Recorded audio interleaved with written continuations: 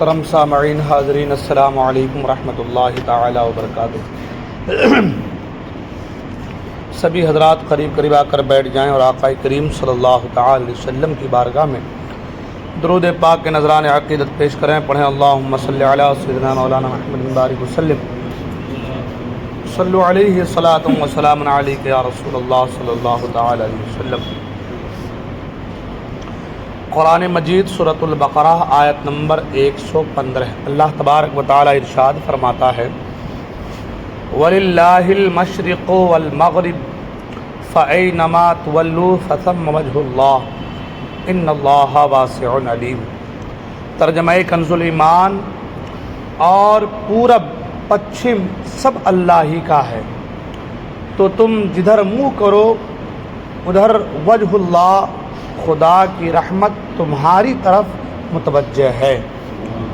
بے شک اللہ وسعت والا، علم والا ہے۔ وَلِلَّهِ الْمَشْرِقُ وَالْمَغْرِبُ، اور اللہ ہی کے لیے مشرق و مغرب یعنی پورب و پچھم ہے۔ اس آیت کے بہت سے شان نزول بیان کیے گئے ہیں۔ ایک مرتبہ صحابہ اکرام رضی اللہ تعالی عنہم تاریک رات میں سفر میں تھے، قبلے کی سمت معلوم نہ ہو سکی۔ ہر شخص نے جس طرف جس کا دل جمع تحری کر کے نماز پڑھ لی، اور صبح کو بارگاہ رسالت مآب صلی اللہ علیہ وسلم میں واقعہ بیان کیا تو یہ آیت کریمہ نازل ہو گئی۔ اس کی ایک شان نزول ایک اور کہ حضرت عبداللہ ابن عمر رضی اللہ تعالیٰ فرماتے ہیں کہ یہ اس مسافر کے حق میں نازل ہوئی جو سواری میں نفل ادا کرے، اس کی سواری جس طرف متوجہ ہو جائے اس طرف اس کی نماز درست ہے۔ اور نمبر 3 پر اس کے شان نزول کو بیان کیا گیا، جب خانہ کعبہ کو قبلہ بنایا گیا تو یہودیوں نے مسلمانوں پر اعتراض کیے، ان کے رد میں یہ آیت نازل ہوئی، اور بتایا گیا کہ مشرق و مغرب سب اللہ تعالیٰ کا ہے، جس طرف چاہے قبلہ معین فرمائے، کسی کو اس میں اعتراض کا کوئی حق نہیں ہے نا۔ تو آیت کریمہ کا ترجمہ مفہوم سے پتہ یہ چلا کہ پورب و پچھم سب اللہ ہی کا ہے، سب اللہ ہے۔ فَأَيْنَمَا تُوَلُّوا، تو تم جدھر منہ کرو، فَثَمَّ وَجْهُ اللَّهِ، ادھر وجہ اللہ کہتے ہیں، وجہ کا معنی ہوتا ہے چہرہ، ہے نا۔ وجہ اللہ کا معنی ہوتا ہے اللہ کا چہرہ، مگر کیونکہ اللہ جسم و جسمانی سے پاک ہے اس لیے وہاں پر ترجمہ یہ ہوا کہ جدھر منہ کرو ادھر اللہ کی رحمت تمہاری طرف متوجہ ہے نا، جدھر تم رخ کریں گے۔ اس سے ہی یہ مسئلہ سامنے آیا کہ کہیں آپ ایسے ویرانے میں پہنچ جائیں جہاں قبلہ بتانے والا کوئی نہ ہو، وہاں پر تحری کرے، اپنے دل کی طرف زور دے، دھیان دے، دل جدھر مطمئن ہو جائے کہ ادھر قبلہ ہے، ادھر کعبہ ہے، ادھر ہی منہ کر کے نماز پڑھ لے، اس کی نماز ہو جائے گی، اس کی نماز۔ تو پورب و پچھم سب کا مالک تو اللہ ہی ہے، اور سب اللہ ہی کا ہے۔ اللہ ہی نے پورب بنایا، اللہ ہی نے پچھم بنایا، اللہ ہی نے زمین بنایا، اللہ ہی نے آسمان بنایا۔ جدھر بھی آپ منہ کریں گے ہر طرف اللہ ہی کی رحمت آپ کی طرف متوجہ ہوگی۔ اس سے ایک مسئلہ اور حل ہو گیا، وہ یہ کہ بعض لوگ یہ جو کہتے ہیں کہ تم ادھر منہ کر کے کیوں دعا کرتے ہو، کدھر مدینے کی طرف منہ کر کے دعا کیوں کرتے ہو، یا کسی مزار کی طرف منہ کر کے دعا کیوں کرتے ہو، ہے نا۔ سلام پڑھتے ہیں تو سلام کے بعد دعا کرتے تو ادھر دعا کیوں کرتے ہو، ہے نا۔ خدا تو قبلے کی طرف ہے، یہ سوچ ہے نا ان کی۔ خدا قبلے کی طرف نہیں، خدا پورب کی طرف نہیں، خدا اتر دکھن کی طرف نہیں، اللہ خود فرما رہا ہے پورب پچھم سب اللہ ہی کا ہے نا۔ تو دعا کے لیے ادھر رخ کرنا، ادھر رخ کرنا، ادھر رخ کرنا معنی نہیں رکھتا ہے کہ دعا کا جو مرجع ہے، جو محل ہے وہ پورب یا پچھم نہیں ہے، وہ تو آسمان ہے. اس لیے کہ بندہ ہاتھ اٹھا کے دعا کرتا ہے تو ہاتھ جو ہے وہ آسمان کی طرف اٹھتے ہیں. ہاتھ ادھر اٹھتے ہیں. اگر ہم ادھر رک کر کے دعا کریں تو اللہ سنے گا نہیں. سوچنے والی بات یہ ہے اگر ادھر رک کر کے دعا کی جائے تو کہ اللہ نہیں سن پائے گا. معاذ اللہ کہ یہ سوچو گی یا کوئی ادھر رک کر کے اگر دعا کر کے نہیں سن پائے گا. یہ نہیں. اللہ تبارک و تعالیٰ کو قرآن میں دیکھیے یہاں فرمایا گیا ہے کہ جب آیت دعا ادعونی استجب لکم نازل ہوئی تو حضور پر نور صلی اللہ تعالی علیہ وسلم سے دریافت کیا گیا کہ کس طرف منہ کر کے دعا کی جائے تو اس کے جواب میں یہ آیت نازل ہوئی.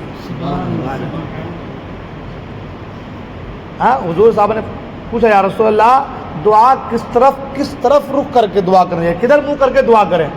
دعا کرنے کی جگہ یا دعا کرنے کی کیفیت یا دعا کرنے کا طریقہ یا دعا کا محل کدھر ہے, کدھر رخ کرنا چاہیے, کہاں ہاتھ اٹھانا چاہیے, کیسے اٹھانا چاہیے, کس طرف رخ کرنا چاہیے.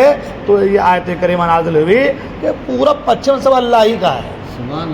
ہاں فَأَيْنَمَا تُوَلُّوا تم جدھر بھی رخ کر لو گے فَثَمَّ وَجْهُ اللَّهِ اللہ کی رحمت تمہاری طرف متوجہ ہوگی.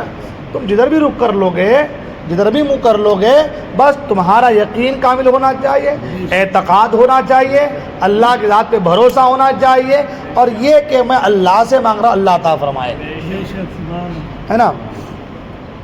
تو اس آیت کے شان نزول میں ان کے علاوہ بھی اور کئی اقوال ہیں, ان کے علاوہ بھی کئی اقوال ہیں. فَأَيْنَمَا تُوَلُّوا تو تم جدھر منہ پھیرو. معلوم ہوا کہ قبلہ کی سمت معلوم نہ ہو سکے تو جس طرف دل جمعے کہ خانہ کعبہ اسی سمت ہوگا اسی طرف منہ کر کے نماز پڑھے, اسی طرف منہ کر کے نماز پڑھے. باہر شریعت میں جو ہے حصہ 3 کا مطالعہ فرمائیں گے تو یہ سارا وہاں پر معاملہ جو ہے نظر آئے گا. یہ یاد رہے کہ خانہ کعبہ ہی قبلہ ہے, خانہ کعبہ ہی قبلہ ہے. یہاں جو اجازت ہے وہ مخصوص صورتوں میں ہے. اس میں کیا کہا کہ پورا پچھم سب اللہ ہی کا ہے, تم جدھر رک کر لو. اس کا مطلب بھائی تو پورا اللہ ہی کا ہے, چلو پورا طرف پڑھ کے نماز پڑھ لیتے ہیں, تو نہیں. فرمایا کہ خانہ کعبہ ہی قبلہ ہے. یہاں جو صورت بیان کی گئی ہے, یہ جو آیت میں کہا پورا پچھم اللہ ہی کا ہے, یہ اس کے لیے ہے جو ایسی سچویشن میں ہو کہ جہاں پر اسے قبلہ معلوم نہ ہو سکے, جہاں پر اسے. اچھا اس آیت میں یہ بھی معلوم ہوا کہ تم جدھر بھی رخ کر لو گے کہ میرا خدا میری فریاد کو سن رہا ہے, تو فرمایا کہ اللہ کی رحمت تمہاری طرف متوجہ ہے. پھر فرمایا کہ بے شک اللہ وسعت والا ہے نا, اور علم والا ہے. اللہ سب جانتا ہے, اللہ تعالیٰ سب جانتا ہے کہ کس کے دل میں کیا ہے. کون پورب طرف رک کر کے نماز پڑھ رہا ہے تو پڑھنے کی وجہ کیا ہے وہ جانتا ہے. کون پچھم طرف رک کر کے نماز پڑھتا ہے تو کیا ہے اس کے دل میں وہ بھی جانتا ہے. ایک آدمی اگر یہ سوچے اس آیت پر کہ پورا پچھم سے اللہ ہی کا ہے, تو حالانکہ نئے فتنے نکلتے ہیں, تو قرآن میں ہے پورا پچھم اللہ ہی کا ہے تو پورب طرف رک کر کے نماز پڑھ لو.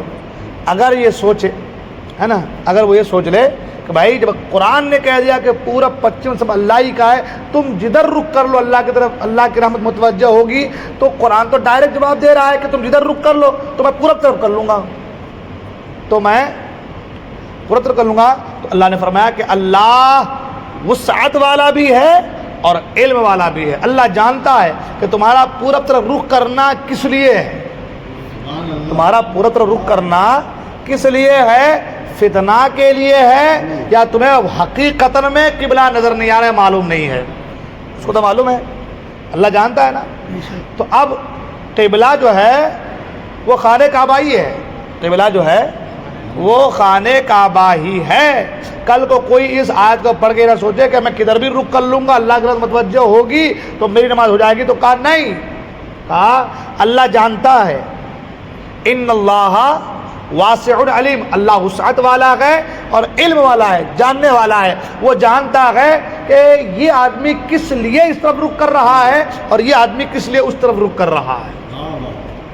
اس لیے یہ مسئلہ ان لوگوں کے لیے ہے جو ایسی صورت میں پہنچ جائے کہ جہاں پر قبلہ بتانے والا کوئی موجود نہ ہو، اس وقت یہ خیال کرے دل جدھر جم جائے اس وقت یہ خیال کر لے کہ میرا خدا پورب کا بھی مالک ہے، میرا خدا پچھم کا بھی مالک ہے نا؟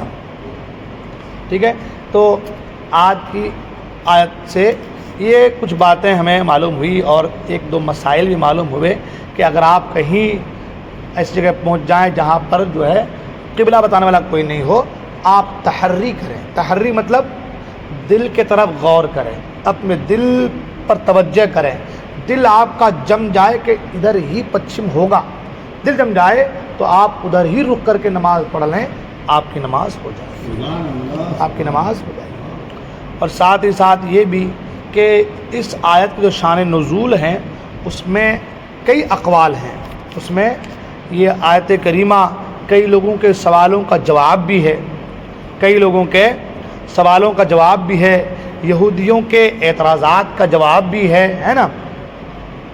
تو ہم لوگوں کو چاہیے کہ ہم لوگ قرآن پڑھیں اور تھوڑا سا پڑھیں لیکن سمجھنے کی زیادہ کوشش کریں۔ یہ جو آیتیں ہم لوگ پڑھتے ہوئے آ رہے ہیں، آج 115 آیتیں ہو گئی، تو الحمدللہ بہت ساری چیزیں ذہن میں آ رہی ہیں کہ اللہ قرآن میں ہم سے کیا فرما رہا ہے نا؟ اللہ ہم سے قرآن میں کیا خطاب کر رہا ہے، کیا فرما رہا ہے، اس پہ اگر غور کریں گے نا تو انسان کا ایمان تازہ ہو جائے گا۔ ایسے نہیں کہا کہ دیکھیں تورات اس میں رد و بدل ہو گئی، تحریف ہو گئی، انجیل عیسیٰ علیہ السلام کے 300-400 سال کے بعد تحریف ہو گئی، اس میں الگ الگ نام انہوں نے رکھ دیے اس کے، ہے نا؟ تو تبدیلی آ گئی، مگر قرآن آج 1400 سال زیادہ عرصہ گزر گیا، قرآن ویسی ہے۔ وجہ اللہ نے اس کو اپنی حفاظت میں لیا ہے، اور بندہ جب اس کو جتنی بار پڑھے گا، دنیا کی ہر کتاب ایک بار دو بار پڑھے آدمی بور ہو جاتا ہے آدمی، لیکن اس کو جتنی بار پڑھے گا، جتنی بار سمجھے گا، اتنی بار نئے نئے عقدے کھلتے نظر آ جائیں گے، ہاں نئے نئے عقدے جو ہے وہ حل ہوتے، مسائل جو ہے وہ حل ہوتے نظر آئیں گے۔ تو یہ قرآن کا معجزہ ہے نا؟ یہ قرآن عظیم کے پڑھنے کی برکت ہے، یہ قرآن عظیم کی تعلیم کی برکت ہے، لہذا اس کو پڑھنے کے ساتھ ساتھ سمجھنے کی بھی کوشش کریں۔ اللہ تعالی ہم تمام کو کہنے سن عمل کرنے کی توفیق عطا فرمائے، ہمارے گناہوں